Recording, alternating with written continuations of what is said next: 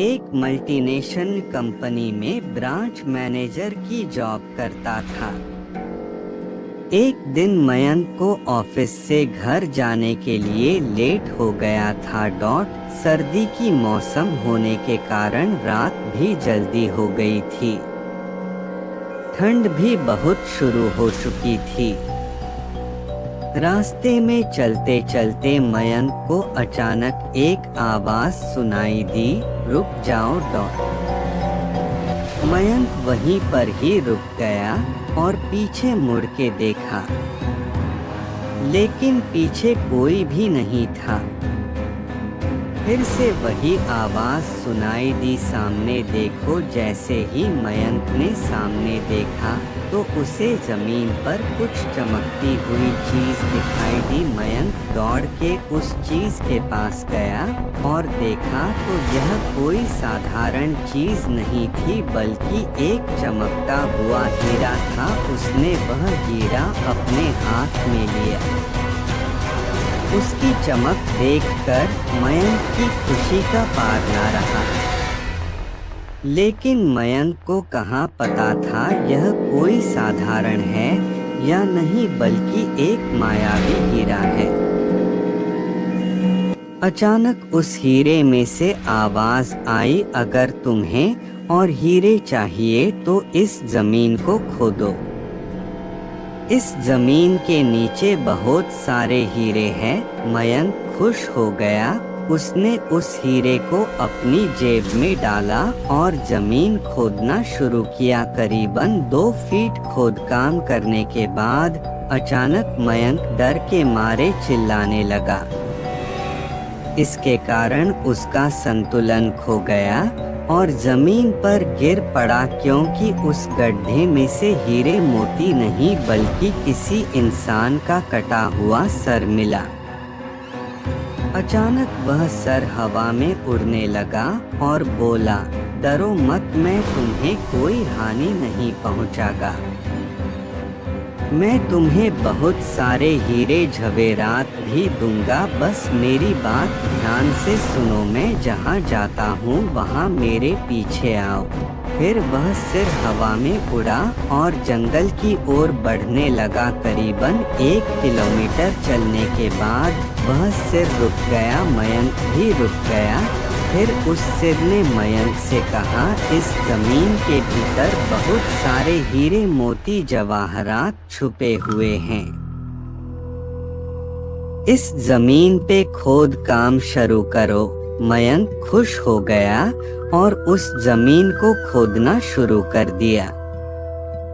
खोदते खोदते उस जमीन के नीचे हीरा मोती तो नहीं मिले, बल्कि उस सिर का कटा हुआ धड़ मिला। उस सिर ने कहा, अब तुम्हें एक आखिरी काम करना है, उसके बाद मैं तुम्हें मालामाल कर दूंगा। तुम्हें कहीं से भी एक लोटा खून लाना होगा। मयंक ने बोला, 1 लोटा खून? पर मैं 1 लोटा खून कहाँ से लाऊंगा? उस सिर ने कहा, चलो मेरे साथ। वो डरावना चेहरा मयंक को साथ लेकर थोड़ी दूरी पे गया। वहाँ उसे एक इंसान को जाते हुए देखा। वो सिर बोला, उस इंसान को मारकर उसका खून ले आओ। मयंक डर गया और बोला, नहीं नहीं, यह मुझसे नहीं होगा। मैं यह नहीं कर सकता। अगर तुमने यह काम नहीं किया तो मैं तुझे बहुत बड़ी मुसीबत में डाल दूंगा। फिर तुम्हारी पूरी जिंदगी नर्क बन जाएगी। मयंक ने हाथ जोड़कर उसे कहा, मुझे माफ कर दो। अगर मैंने उसे मार तो मुझे पुलिस गिरफ्तार कर लेगी और मुझे जेल जाना पड़ेगा। उस सिर ने अपने तंत्र मंत्र की शक्ति से एक छुरी और लोटा प्रकट किया और गुस्से से बोला, अगर तुम मेरा यह काम नहीं करोगे तो मैं तुम्हारे पूरे परिवार को मौत के घाट उतार दूंगा। मयंक ने मजबूरी में आकर उस आदमी को मार डाला और उसका खून लेकर उस सिर के पास गया।